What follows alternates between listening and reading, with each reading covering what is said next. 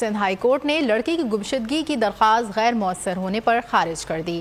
Sindh high court میں لڑکی سمیت 4 افراد کی بازیابی سے متعلق درخواستوں کی سماعت ہوئی، جس میں تفتیشی افسر نے رپورٹ عدالت میں جمع کراتے ہوئے بتایا لڑکی نے مذہب تبدیل کر کے شادی کر لی۔ تفتیشی افسر کا کہنا تھا کہ لڑکی اپنا نیا نام بنش سلیم رکھ کر احمد علی سے شادی کی۔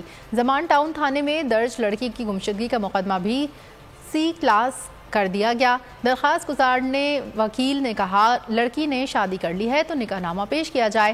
عدالت نے کہا کہ نکاح نامے کے لیے تفتیشی افسر سے رجوع کیا جائے، جس کے بعد عدالت نے لڑکی کی گمشدگی کی درخواست غیر مؤثر ہونے پر خارج کر دی۔ عدالت نے لاپتہ شہری محمد زبیر اور فیصل قیوم کی بازیابی سے متعلق رپورٹ طلب کرتے ہوئے حکم دیا کہ شہریوں کی بازیابی کے لیے فوری اقدامات کیے جائیں۔ سندھ ہائی کورٹ نے پولیس، محکمہ داخلہ، رینجرز اور دیگر سے 6 ہفتوں میں رپورٹ طلب کر لی۔ اور اگر آپ کو ہماری یہ ویڈیو پسند آئی ہے تو لائک پر کلک کیجیے۔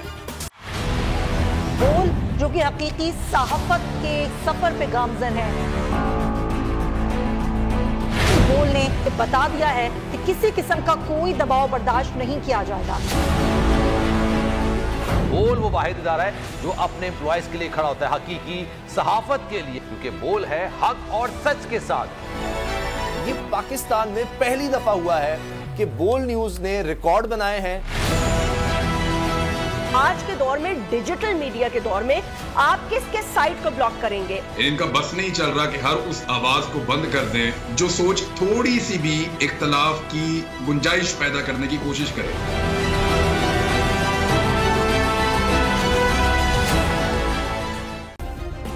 سبسکرائب کریں اور بیل دبائیں تاکہ کوئی خبر رہ نہ جائے۔